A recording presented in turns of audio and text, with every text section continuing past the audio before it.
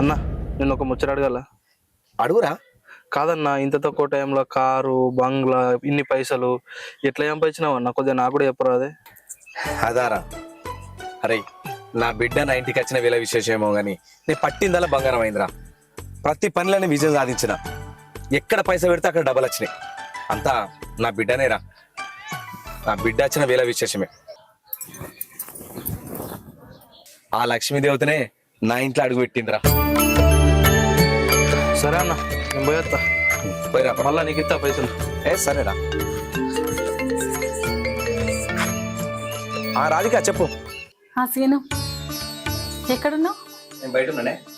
నువ్వు అర్జెంటుగా ఇంటికి రా. అర్జెంటా? నువ్వు ఇంటికి రా, వచ్చినాక చెప్తా. సరే వస్తానది.